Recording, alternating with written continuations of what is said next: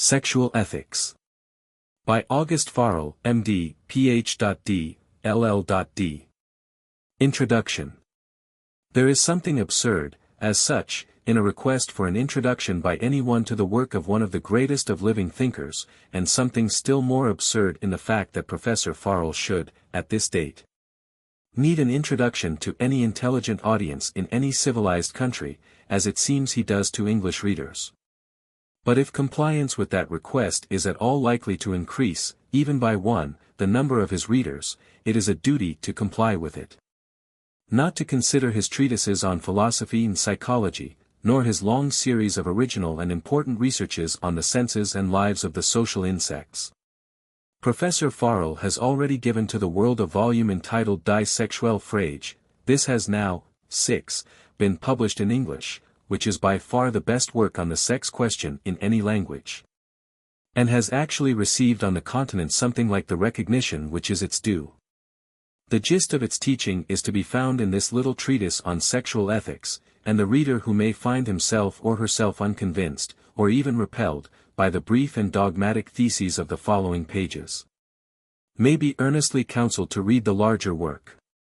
Here, and in that, Professor Forel deals, always from the loftiest moral standpoint, the interests of human life at its highest, with the question which must remain fundamental for man so long as he is mortal, and with which the statesmen of the future will primarily concern themselves, realizing as they will, and as the blind mouths called statesmen today cannot, that there is no wealth but life.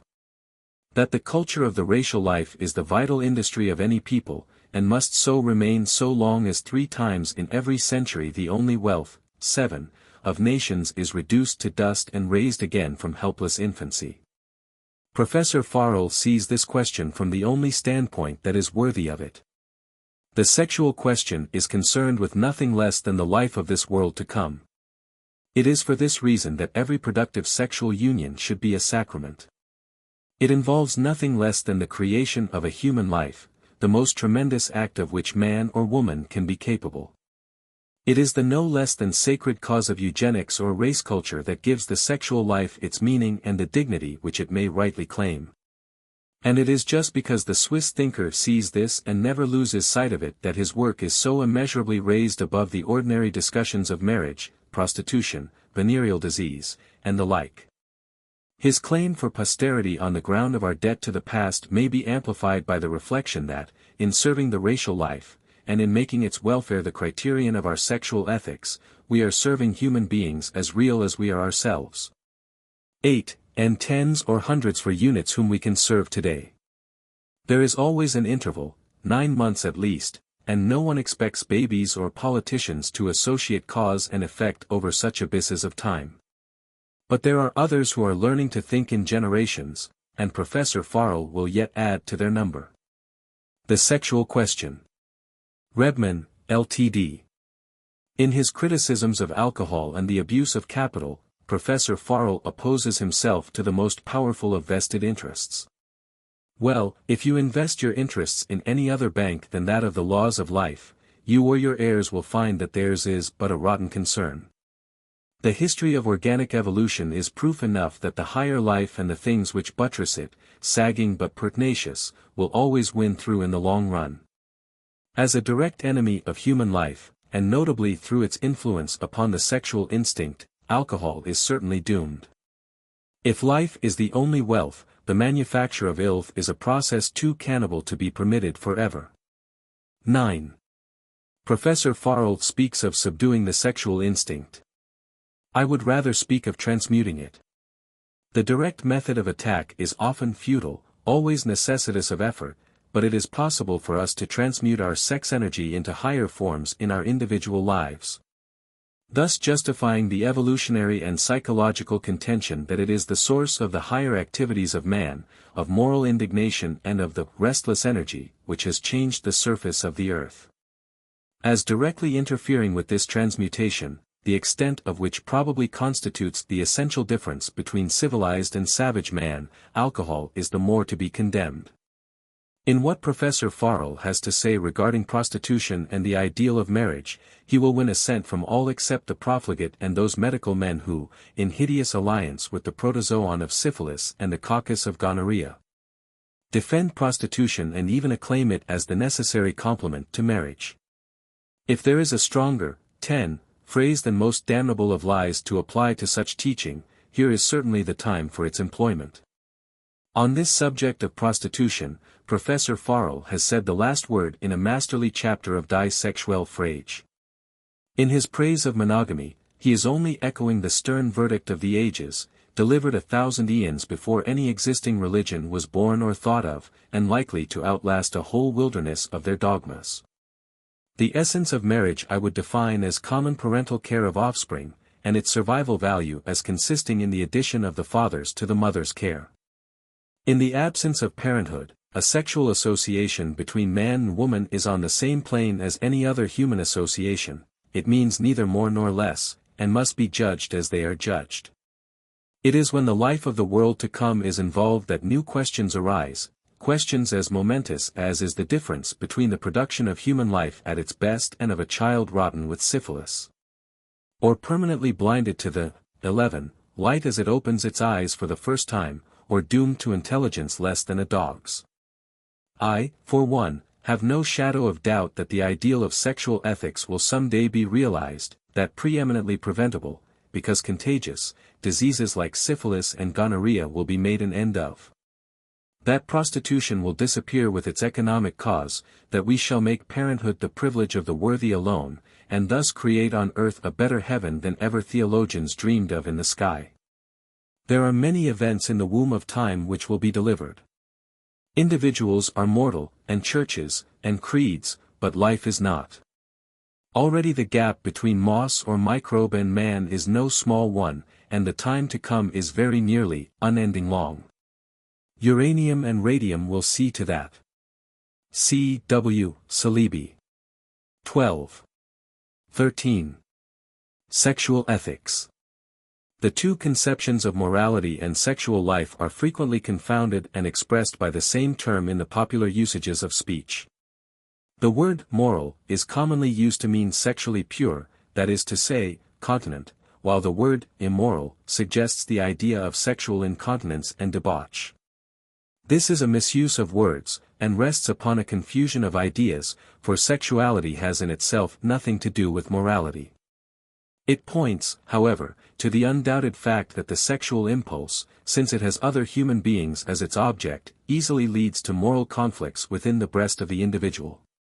It will be convenient to discuss our subject under the two heads, I, of ethics in general, and 2, of sexual ethics in particular. 14. I. Ethics. Ethics is the science of morals.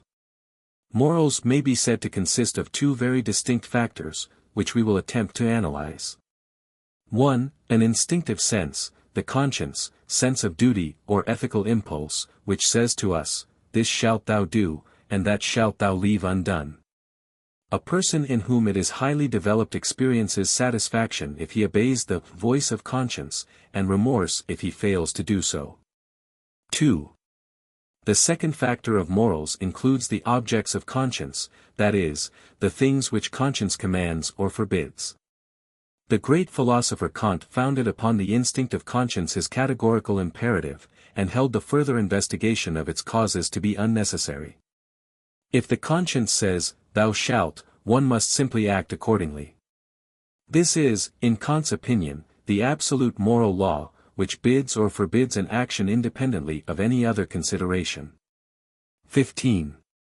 The further they progress, however, the more do reason and science rebel against the conception of the categorical imperative. Kant, great as he was not infallible. The imperative of the conscience is in itself no more categorical and absolute than that of the sexual impulse, of fear, of maternal love, or of other emotions and instincts. In the first place, daily observation shows us the existence of people born conscienceless, in whom the sense of duty is lacking, who are aware of no, thou shalt, and in whose eyes other individuals are merely welcome objects for plunder or inconvenient hindrances. For these ethically defective persons there can be no categorical imperative, because they have no conception of duty. The ethical sense may exist in varying degrees of intensity. In some persons the conscience is weak, in others strong. And there are cases in which it is developed to an exaggerated and morbid extent. People of this type suffer pangs of conscience over the merest trifle, reproach themselves for sins, 16, which they have never committed, or which are no sins at all, and make themselves and others miserable. How can all this be reconciled with the absolute moral law as stated by Kant? The theory of the categorical imperative becomes even more absurd when we consider the actions to which men are guided by their consciences. The same habit, the drinking of wine, for instance, may be for one man a matter of duty, for a Christian at the Eucharist or for an officer at the toast of the king, for another, the Mohammedan, it may be forbidden as a deadly sin. Murder, which is certainly almost universally prohibited by conscience, is a duty in time of war, and even for certain persons in the duel. Such instances could be multiplied indefinitely. We will presently state the profounder reasons which prove Kant's error, but we must first mention another source of pretended ethical commandments.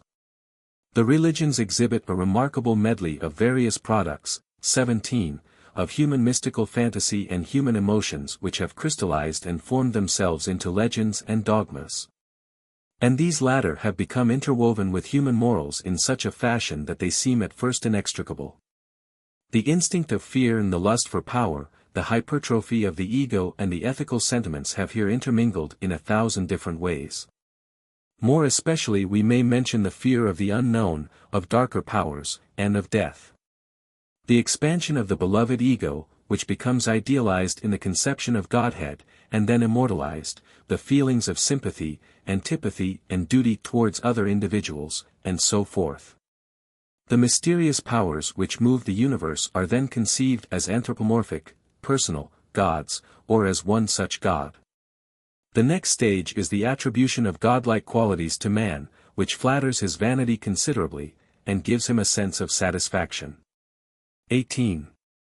As a result of this habit of thought, and assisted by the hallucinations of highly imaginative, hysterical, or insane individuals, there have developed the various conceptions of a direct intercourse between the Godhead and man. Hypnotism and psychiatry, in the respective cases of the sane and the insane, teach us how extraordinarily sensitive the human brain is to such impressions. In this way the legendary revelations, according to which God has manifested himself directly and personally to certain individuals, and dictated to them commandments for the guidance of humanity, have resulted. In this, and in no other way, has come into existence the social tyranny of religious dogmas. Certain men have made God in their own image, and have, in the course of centuries, imposed their own handiwork upon whole nations, mainly by means of the organizing ability of their more ambitious successors.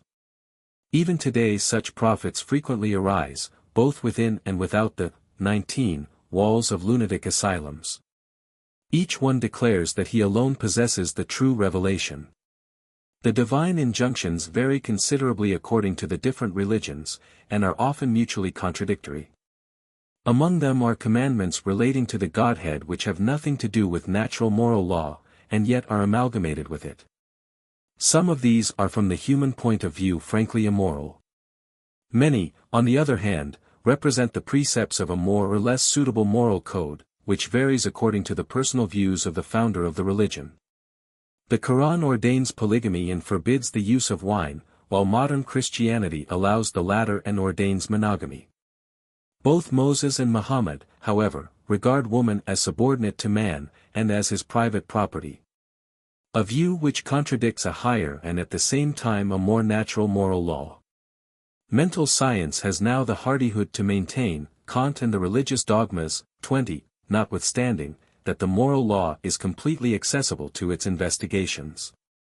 That true human ethics can be founded upon human nature alone, that the dogmas and commandments of pretended revelation serve only to check a progressively higher development of morals. And that the dogma which holds out promises of heaven or threats of hell in the hereafter is in its effect actually immoral. Inasmuch as it seeks to regulate the moral conduct of men by purely selfish motives, by the aid of a bill of exchange upon the future life, so to speak. In order to understand natural human ethics we must consider its natural source, that is to say, the origin of the sense of duty or social conscience. The sense of duty is, as an inclination, inborn, and therefore hereditary. It can indeed be developed or dulled by education, but it cannot be acquired, and only diseases of the brain can destroy it where it once, 21, clearly exists. What is actually inculcated or acquired, as the case may be, is not the conscience, but the object towards which it is directed, as is the case with the feeling of shame or modesty. Just as the European woman is ashamed to exhibit her bare legs, but not her face, while with the Turkish woman the reverse holds true, so the objects of the conscience, according to acquired local customs, can be absolutely opposed to one another. Or at least very different in their nature. They have, however, for the most part certain features in common, which are suited to the requirements of human nature. The reason for this we shall see below. From what does conscience, or the sense of duty, arise? First of all from a conflict between two groups of instinctive emotions allied with instinctive impulses, 1. The group of so-called egoistic feelings and impulses, directed towards self-preservation and, 22, self-gratification. And 2. The group of sympathetic or altruistic impulses directed towards the preservation and well-being of others. If I feel sympathy or love for a person, an animal, or an object, I suffer personally and feel displeasure as soon as the object of my sympathy suffers or is endangered. Hence the words compassion and sympathy, suffering with. I therefore seek to help the object of my sympathy, to save him even at the risk of personal injury, and thence the conflict arises. If my egotism triumphs I do not come to his aid, or at most only do so if I risk nothing thereby. If, on the other hand, my sense of sympathy is victorious, I sacrifice myself. In the former instance I experience a feeling of dissatisfaction, the feeling of neglected duty and of remorse. In the latter I have the pleasurable sensation of duty fulfilled. And yet the nature of the object matters little. Only the intensity of the sympathy, together with the individual development of the conscience, determine the 23, intensity of the sense of duty in any given case. An insane person can feel the most vehement sense of duty or remorse without any real object, or as the result of entirely perverted conceptions. As every living creature, particularly if it possesses a separate nervous system, has the instinct of self-preservation. The conscience therefore results directly from the conflict between this instinct and the secondary emotions of altruistic sympathy. These latter are of later origin, and have for the most part been evolved from the attraction between the sexes, sexual love, or from the relationship of parents to the offspring dependent upon them, parental love. The first feelings of duty and of sympathy in the animal kingdom are therefore confined to the family, and adapted to the preservation of the species. They are also exclusive, and may only persist for a short time, as in the case of cats, but frequently they are of lifelong duration. The conjugal fidelity of certain apes and parrots is exemplary. 24. But the necessity of protection against common foes brought about in the case of many animals a ripening of the sense of sympathy, and it became extended to whole groups, so that here and there free communities, swallows, buffaloes, monkeys, have resulted. Finally certain species have developed the senses of sympathy and duty to such an extent that they have led to a complete anarchistic socialism, as is the case among wasps, bees, and ants. Here the social sense has so far overcome both egotism and altruism limited to a few individuals that it wholly dominates them. The individual devotes his whole energy and labor to the communal existence, and even sacrifices his life for this object. He never, however, sacrifices his life for another single member of the community, unless the latter is of primary importance for the maintenance of the species. One worker bee does not immolate itself for another, but does so without hesitation for the queen and the hive. It will even empty the whole contents of its 25 stomach into the queen bee's mouth and starve in order to save her. The altruism of the ants and the bees knows nothing of family affection or sexual love, it is confined absolutely to the hive or nest. Different beehives or ants' nests are either inimical or indifferent to one another. Nearer to man stand the higher mammals. Every one is aware of the sentiments of sympathy and duty in the dog, for instance. In man himself these affections are preeminently domestic, as may be seen in the love of mother and child, husband and wife, father and son, and in all the obligations thus contracted. But they also have a considerable tendency to extend to other intimate objects or persons with whom the individual frequently comes into contact, to friends, animals, etc. We can also observe this inclination among bees and ants, where strangers are received into the hive or nest after a short period of familiarization. But among mankind the tendency always maintains a strongly individual, 26, character. The result is on the one hand a grouping into communities, such as castes, tribes, and nations, and on the other a host of individual friendships and enmities. This fundamentally individual character of the human sense of sympathy rests primarily upon the fact that our nearest ancestors in the animal world, the parents of the existing anthropoid apes, were domestic and solitary. While our primeval ancestors lived in numberless tiny communities, inimical to one another. In this way there appeared among mankind instinctive and exclusive impulses of sympathy and of duty, combined with intensely selfish predatory desires. The extraordinary complexity of the human brain is responsible for the strange many-sidedness of character which resulted, for example, crime and heroism developed side by side. Child murder, parricide, rapine and robbery, slavery, war, and in particular the vilest subjugation of woman as an article of commerce or a beast of burden, these represent, 27, the fruits of egotism and its attendant cunning and meanness. On the other hand we see self-sacrifice, valor, heroic martyrdom, patriotism, sense of justice, asceticism, pity for the weak, and persistent labor for the family and the state. Resulting as the fruits of the instinct of sympathy and the social sense. The primitive sense of duty, which arose from direct assistance rendered to the object of sympathy, is now being enlarged by a higher racial and individual development, and is, indeed, resolving itself into a universal inclination to subdue egoistic instincts and passions.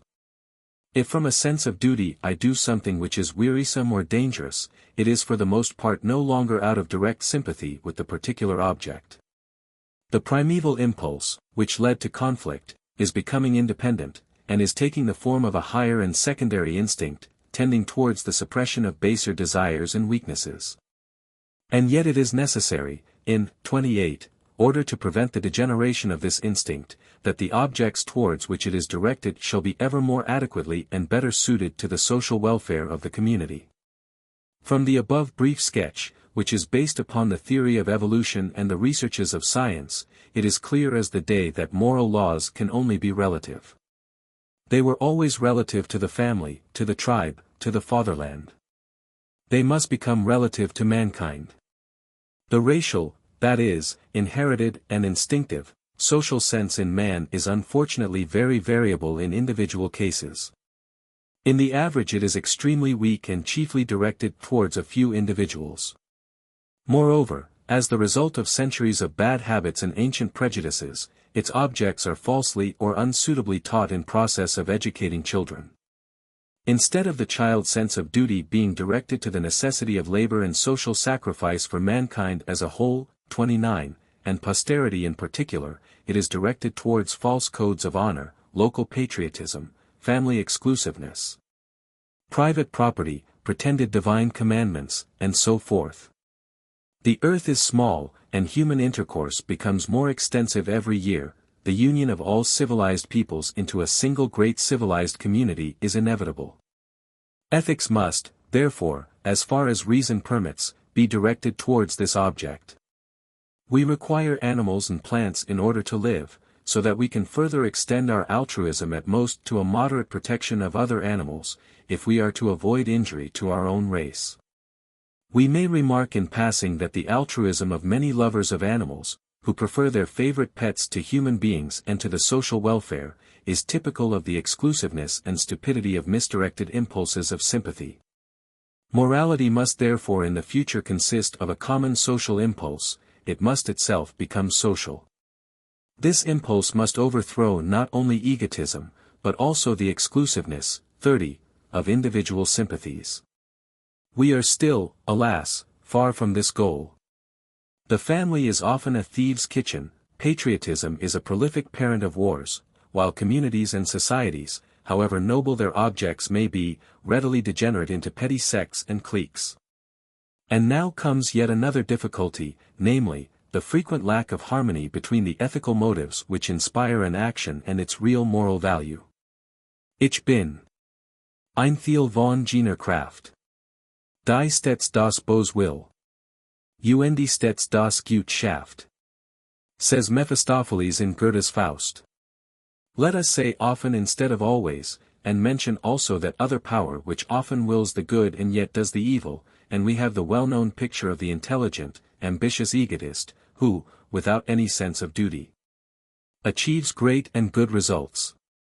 And that, 31, of the foolish, infatuated altruist, who devotes the whole might of his zeal for duty to the service of socially pernicious forces. I am a part of that power which always wills the evil and always does the good. As a result of exaggerating the above-mentioned phenomena, certain theorists have imagined that ethics can be founded upon pure egotism. But this is a mistake. Without the altruistic impulses of sympathy and duty among its individual members, no common social existence can thrive, on the contrary, it must degenerate. The power of the emotions in man is much too strong to allow of any other result. Anyone who imagines that he is completely master of his emotions makes, if possible, a still greater mistake than one who avows that he has never lied, or that his actions are governed by free will. All human morality is bound up with these impulses and emotions. Socialism, for instance, will become moral, or else it will not come to pass. Without the support of the social conscience of 32, mankind it cannot become moral. Every effort must therefore be directed toward strengthening the social conscience. The falsity of the theory of absolute good and evil is demonstrated by the whole disposition of a world in which living creatures are designed to prey upon one another. When a spider devours a fly, it is good for the spider and bad for the fly. The ethical value of the act itself is therefore purely relative. It is just the same with human ethics. To attempt to explain all the evil in the world by the sin of Adam is to attribute a miserable incapacity to God. The same holds true of the attempts of certain modern Protestants to set up the dogma of a progressive revelation, in order to bring the older dogmas into harmony with the theory of evolution and descent. All these halting exegeses are only new models of the artificial drags which theology seeks to impose upon the free research of science. Altruism and egotism stand only in relative, 33, opposition. Among ants and bees they are instinctively adjusted to one another with wonderful harmony, and are rarely, if ever, found in conflict. This result can and must be striven after by mankind, however great may be the difficulties presented by our hereditary nature. For its achievement, a harmonious cooperation of the hereditary social conscience with reason and knowledge is absolutely necessary. I must briefly mention two other points. Firstly, morality and social or race hygiene become one and the same thing directly we include in our conception of hygiene a healthy condition of the brain or soul, and subordinate the individual hygiene to that of society in general. Then everything socially unhygienic is immoral, and everything immoral socially unhygienic. If, for instance, I ruin a healthy, active member of society, in order possibly to achieve the salvation of an incurably diseased criminal, I am committing, although from altruistic motives, an act which is injurious from the point of view, 34, both of ethics and social hygiene, and therefore evil and immoral. Secondly, the boundaries of jurisprudence and of ethics are by no means clear. Jurisprudence is more narrowly confined. It has no right to lay claim to or to pass a verdict upon everything which ethics may discover or attain. Laws and the constraint they imply are a necessary evil, a crutch for the lame and defective social conscience. They must be reduced to an indispensable minimum. The ethical and social instincts, on the other hand, can never be too highly developed. Humanity must gradually develop in the future to such a point that jurisprudence may be completely replaced by an instinctive and inculcated social impulse. Es urban sich Gesetz und Recht. Wie ein Euge Krankheit fort. Laws and statutes pass on in heritage, like an eternal disease. Goethe, Faust. In order now properly to understand our actual subject, viz. Sexual ethics, we must state the fact that an action, as well as the 35 motives which inspire it, may be either 1. Ethically positive, i.e. good, 2. Ethically negative, i.e. evil, or 3. Ethically indifferent, i.e. without any relation to morals. In their relationship to morals an action and its motive may be completely independent of one another, as we have already seen. We must further note that there are various degrees of duty, and that from this cause conflicts may arise. There are duties towards oneself, which serve to increase the worth, and particularly the social worth, of the individual by self-culture and education. In these days of effeminate culture it is too often forgotten that self-discipline and restraint, and even a certain degree of asceticism, fit the individual for freedom and happiness, while the craving for pleasure makes him useless and dependent. Then there are duties towards the family and those nearer to us, towards the state, towards existing humanity, and towards posterity. This last duty is the highest of all. Everything that we enjoy today in culture, 36, and knowledge we owe to the toil, the suffering, and often the martyrdom of our forefathers. Our most sacred duty is, therefore, to secure for our descendants a loftier, happier and worthier existence than our own. Speaking generally, a rational system of morals must subordinate the welfare of the individual to that of the community at large. A man who is unprejudiced and possesses the ethical and social instinct will therefore hold it as a principle first of all to do no man any injury. Then to develop his own individuality as highly as possible, which will be both for his own good and that of the community, and as far as in him lies to be of service to others and to humanity. From this we may derive the following commandment of sexual ethics. Thou shalt take heed in thy sexual desire, in its manifestations in thy soul, and chiefly in thy sexual acts, that thou do no hurt to thyself nor another, nor, above all, to the race of men. But shalt strive with thy might to increase the worth of each and all. 37. 2. Sexual ethics. Everything that we have up to the present said of ethics and the social sense in general applies also to sexual ethics in particular. The only essential thing is to discuss the matter without prejudice, and to put aside the ancient traditions of mystagogy, dogma, and custom. This should be comparatively easy when we consider our present-day conventions, hypocritical as they are to the point of nausea, and the manner in which they support the right of the stronger and other rank abuses under the false cloak of morality. In itself the sexual desire is neither moral nor immoral. It is simply an instinct adapted to the reproduction of the species. The common confusion of sexuality with immorality is, I repeat, entirely erroneous. A man without sexual feeling must of course be extraordinarily moral in his sex relationships, and yet he can be the greatest scoundrel, 38, imaginable. His sexual coldness and indifference have not the smallest ethical value. According to the definition given above, we may classify every sexual desire as ethically positive if it is of benefit to individuals, to society, and especially to the race, that is, to posterity. As ethically negative if it does injury to any or all of these, and as ethically indifferent if it neither does injury nor is of any service. At the same time we must observe the ethical gradation, 1. The race, 2. Society, 3. The more intimate surroundings or family, and 4. The individual self. When we come to examine the concrete cases more closely we find that the circumstances attendant upon the gratification of the sexual desire, and the consequences of this gratification, lead to conflicts with morality far more frequently than does the sexual act itself. In the first place even the normal reproduction of human beings may become immoral, in that it may do injury to the race, 39, or to individuals.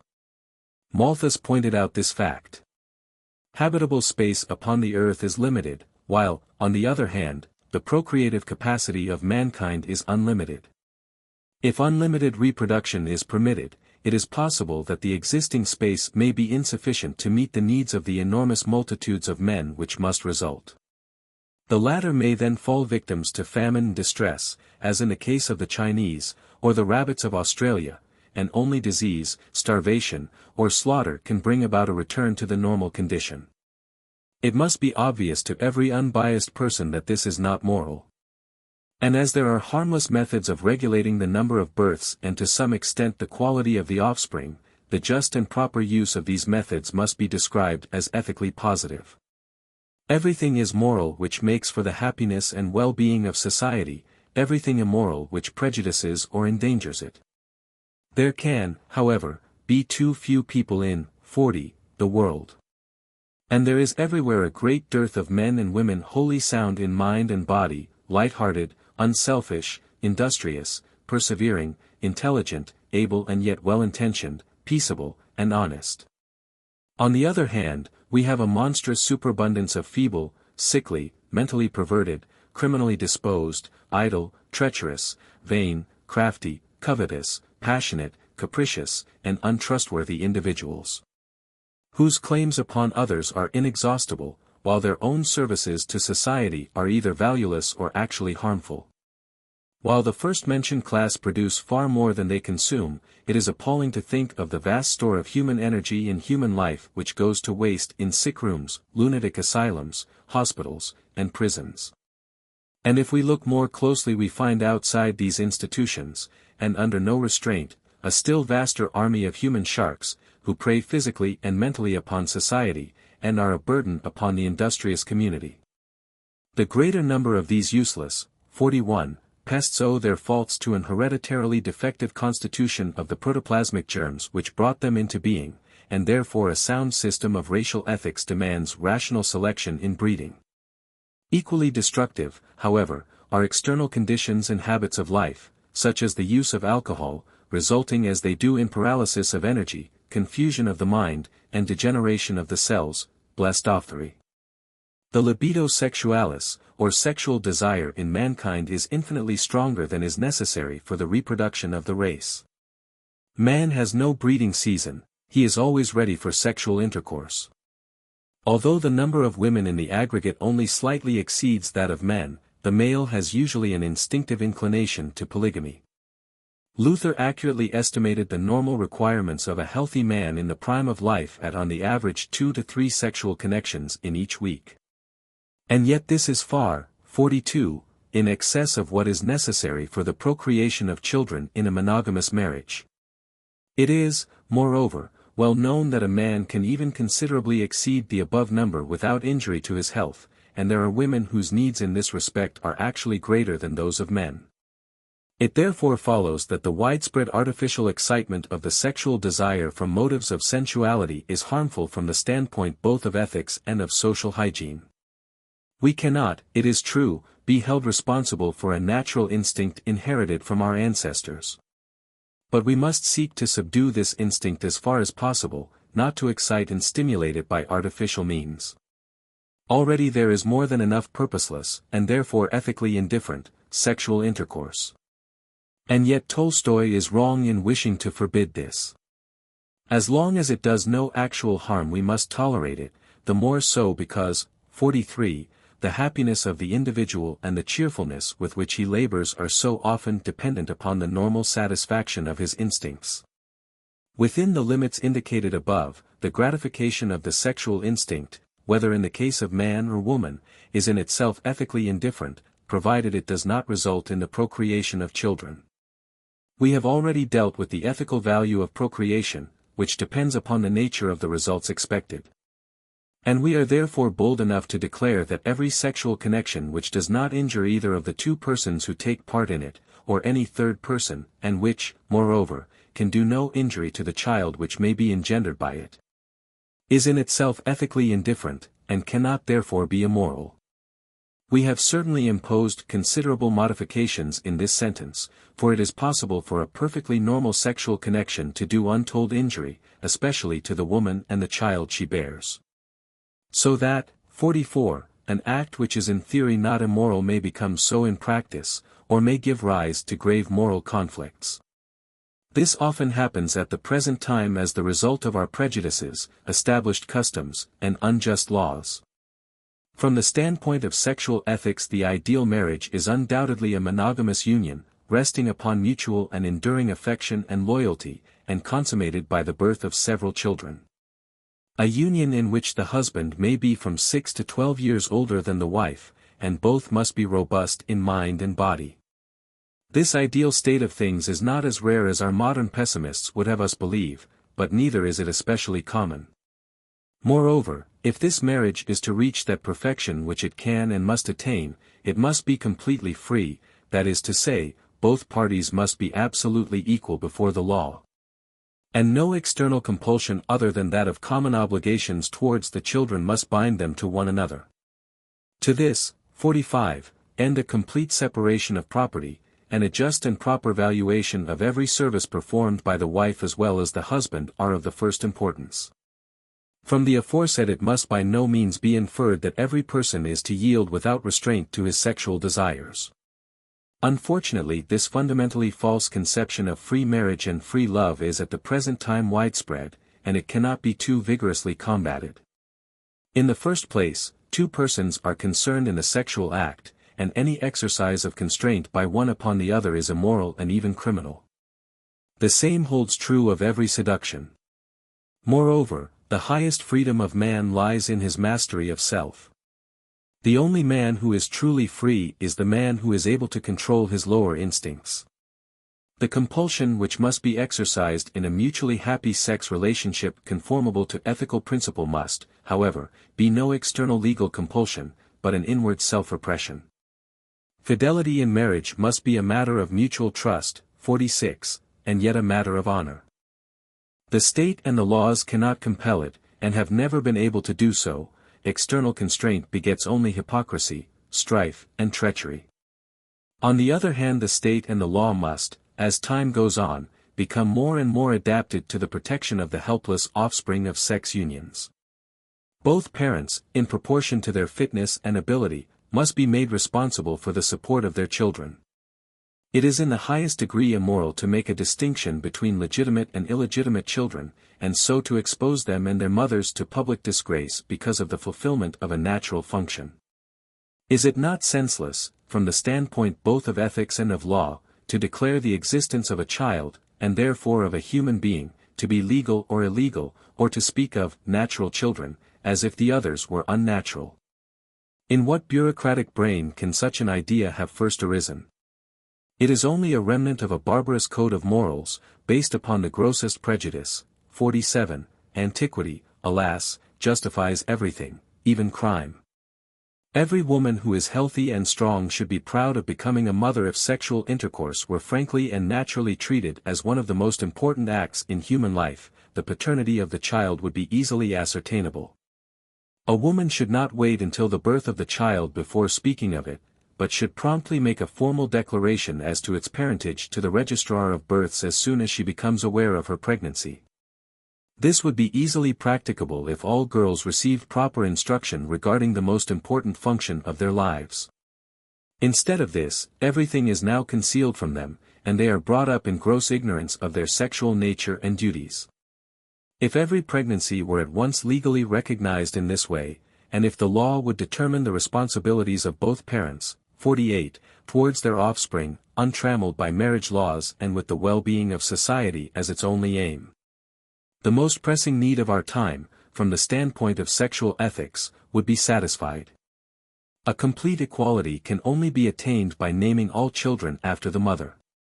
This is, moreover, the only rational and just system. It was formerly the custom among many primitive peoples. None of these reforms, however, need in any way debar the formation of voluntary marriage contracts. Such contracts are, indeed, distinctly advisable, for the voluntary resolve of two people to remain faithful to one another, and to build up a permanent home for their children, is at once the best, truest, and most natural foundation of marriage. But no one can foresee the future, and therefore simple facilities for divorce must be provided in case it becomes intolerable or inexpedient for the two persons to live together any longer. A divorce must take, 49, place if one or both of the parties wish for it. The state and the law must only have the right to demand the fulfillment by the parents of all obligations towards their children. Marriage contracts for a fixed period are therefore as such not immoral. Such agreements have even been recommended by the Christian philosopher Charles Secretan, in his book Le Droit de la Femme. Sterile marriages, or other sex relationships, must be free. The law has no concern with them as long as they do not involve injury to anyone's property, health, or personal will. They are in themselves ethically indifferent. On the other hand, all sexual intercourse which is bought or sold, such as marriage for money, the keeping of paid mistresses, and the whole system of prostitution, is immoral, because it is corrupting and devoid of love, and amounts simply to plunder by the aid of money. Prostitution is a hotbed of sexual vices and abnormal practices. By its means the sexual instinct is perverted and led astray, 50, into every imaginable bypath, while women are degraded in the basest of all slaveries. Most repulsive of all, from the point of view of ethics, is the trade in prostitutes known as the white slave traffic, with its criminal devices for the enticement, intimidation, and seduction of young girls. The traffic in waitresses for cafes and beer gardens is often little better. It is sad enough to reflect that these loathsome outgrowths of sexual immorality often still enjoy the protection of the state, and that many medical men defend their continuance under the pretext of hygiene. It is just in this very respect that we see that social hygiene and ethics are one and the same thing. Only the idiotic one-sidedness of your specialist could declare such a monstrosity as state-established prostitution to be hygienic. A system which makes for the mental and physical ruin of the race cannot be hygienic, and the delusion that by its aid men are protected from venereal disease is in direct conflict with the actual facts. 51. Moreover, sexual intercourse which is bought and sold has no relation to love. As a mode of gratifying the sex instinct it stands even lower in the moral scale than the habit of self-abuse. And any man who makes use of prostitution becomes an accomplice in creating this miserable class of outcasts whom we speak of as unfortunates. In short, whoremongery and prostitution are a social cancer, and therefore in the highest degree immoral. They furnish an instance of the manner in which money corrupts our whole civilization. This corrupting influence, with its robbery of one man by another, makes itself felt in every department of life, and is exercised by every form of private capital. The climax of immorality in the cult of mammon is reached, however, by the capital employed in maintaining the two great evils of alcohol and prostitution, both of which act as bloodsuckers upon the vitality of the individual, the race, and all that is holiest in men. These two forms of capital work, 52, hand in hand, fashioning the goddess of love in the likeness of a lewd, sordid harlot, with the man as at once her ravisher and her victim. They are also the worst enemies of our descendants, whose procreation is often undertaken in a moment of intoxication, and whose lives are exposed to the risk of alcoholic degeneration or venereal disease. These, therefore, are the chief foes of sexual morality, the struggle for wealth, as exemplified in the domination of private capital, and the use of alcohol. Let us combat both in the name of ethics. In hoc signo vincimus. The following will, I hope, make my meaning still clearer. In sexual ethics many diseases and abnormalities play, of course, a great part. First of all there are the venereal diseases, and particularly syphilis and gonorrhea, which often destroy family happiness and endanger the offspring. It is too often forgotten that, 53, chronic gonorrhea can poison marriage. And that decay of the spinal marrow, locomotor ataxia, and the so-called softening of the brain, progressive or general paralysis, are nothing else than a very late result of syphilis, appearing from 10 to 20 years after infection. In a brief statistical discussion of the question, based upon medical information, I have shown that 75% of venereal infections are acquired while in a state of alcoholic excitement. In the vast majority of these cases the infection is communicated by means of prostitution, which, as the result of the incredibly numerous and varied sex relationships of the women, serve simply as a vast manufactory of venereal diseases. It is true that married women are often infected by their husbands or lovers, but this is only a result of the previous visits of the latter to houses of ill fame. Hygiene and morals both suffer serious injury in this way. Anyone who is infected, and nevertheless has sexual connection with a person not, 54, infected in the same way, commits a basely immoral act, if not a crime. This is done, however, daily, when the infection is concealed.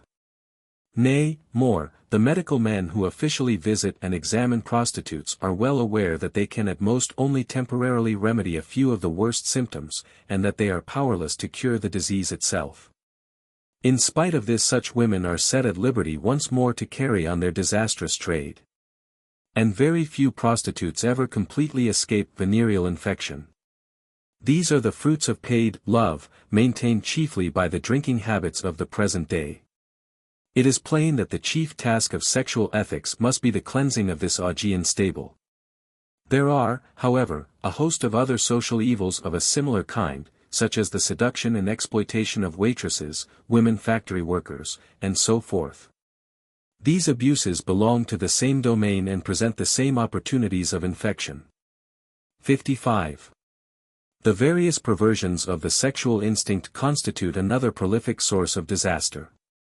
Most of these are hereditary, and therefore inborn. We will only briefly mention sadism, the combination of acts of cruelty and violence with sexual gratification, masochism, sexual gratification combined with the passive endurance of similar cruelty and violence. Inverted sexual feeling, homosexuality, fetishism, sexual attraction for inanimate objects, exhibitionism, sodomy, etc. The unfortunate people who suffer from these perversions are treated unjustly and, for the most part, far too harshly. Perverse instincts which injure no one when carried into practice, fetishism, for example, are ethically indifferent and harmless, in that their possessors, generally speaking, do not multiply. It is, however, immoral for such persons to marry. Anyone who suffers from an hereditary perversion of the sex instinct should avoid marriage and all procreation of children. 56. But if the pervert can only gratify his instinct by injuring other people, he must be regarded as a dangerous lunatic, and placed under curative treatment. There must, however, be no question of legal punishment. The foregoing treatment is above all necessary in the case of sadists, who frequently commit murder, and in that of persons of unsound mind who violate children. Homosexual persons, i.e., men or women whose sexual inclination is for their own sex, are, on the other hand, comparatively harmless as long as they direct their attentions to adults, and provided there is no seduction or use of compulsion. The same holds good in the case of other perversions such as inclination for animals.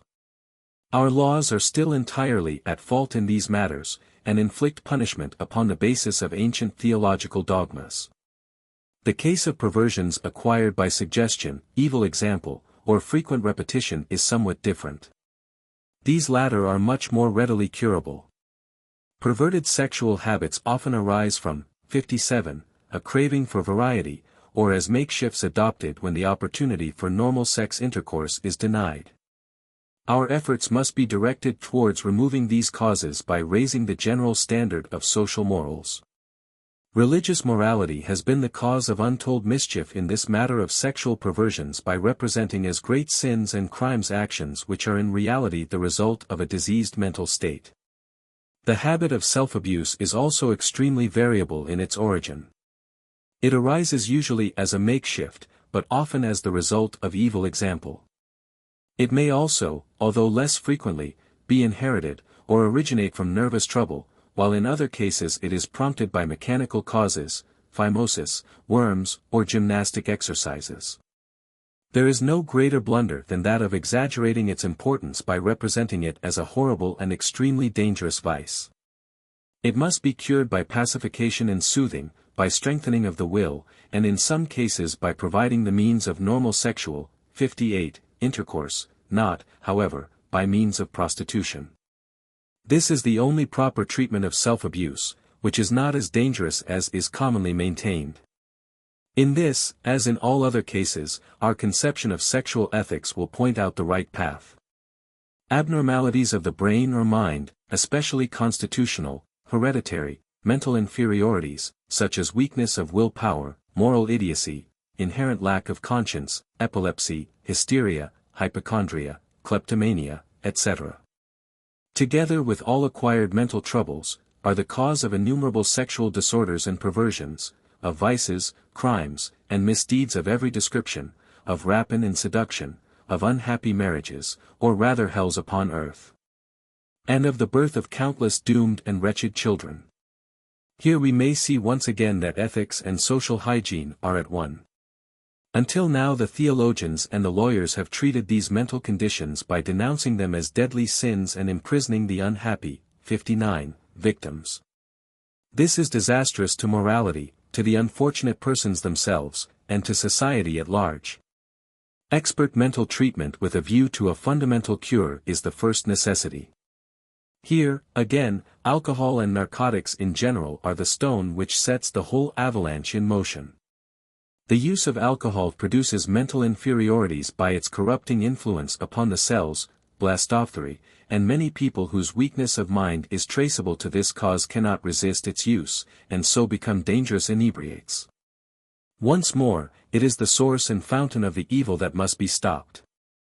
But there are other hereditary diseases and degeneracies of every kind, not only of the brain, but of the whole body, such as the disposition to tuberculosis, rickets, short-sightedness, and diseases of the blood. All of which are related to sexual life and morals, because they are all more or less injurious to the individual and to society. If persons suffering from such diseases, 60, have children at all, they must proceed with the greatest caution, and they should always be instructed as to the hereditary nature of their maladies and the risk of their transmission. And now can we not hear the dictates of a truly human moral code, based upon the facts that we have just considered? It is true that we cannot change the present hereditary nature of man, but it is none the less our duty, now that science has revealed this nature to us, to prepare for our posterity a greater degree of happiness and a higher standard of social life than we now possess. To this end we must first strive with all our might to destroy the all-corrupting supremacy of private capital and wealth, with its exploitation of human life and energy. And we must further combat the use of all narcotic poisons, especially that of alcohol. We must not rest until these two deadly monsters are overthrown. In the sphere of sexual life we must endeavor, 61, to replace by truth and justice the present-day hypocrisy which parades under the false banner of morality. We must also restore to woman the same natural and equal rights possessed by man. Moreover, we must no longer be content to remain indifferent and idle witnesses of the senseless and unthinking procreation of countless wretched children, whose parents are diseased and vicious, and whose lives are for the most part destined to be a curse both to themselves and their fellow men. We must therefore recommend to all persons who are sickly or infirm in body or mind, and especially to all suffering from hereditary ailments, the use of means for the prevention or regulation of conceptions, so that they may not, out of pure stupidity and ignorance, bring into the world creatures doomed to misery and misfortune, and predisposed to disease, insanity, and crime. We refer, of course, to such preventive methods as are completely harmless to the persons making use of them. Methods for the prevention of conception, in general fulfill this condition. 62. We must endeavor in this way to bring about a vast and universal sterilization of all worthless, incapable or diseased people, without attempting to prohibit in an ascetic and impracticable manner the gratification of their normal sexual instinct and their desire for affection. The qualification for parentage must not be the possession of a certain amount of money or property, but solely the social worth and intrinsic hereditary qualities of the two individuals. The multiplication of all who are healthy, capable, and ethically fit must be encouraged as far as possible. An excessive frequency of childbirths in the case of one woman must be prevented and regulated by the use of the means mentioned above. In this way we shall carry out a true racial selection and prepare the way for a better and happier humanity. And so at last we shall have brought our true sexual ethics into living being and reality. Just ready. Royal 8VO, 550 pp. Cloth. Price 21s. Net. The Sexual Question. A scientific, psychological, hygienic, and sociological study for the cultured classes. By August Forel, M.D., Ph.D., LL.D.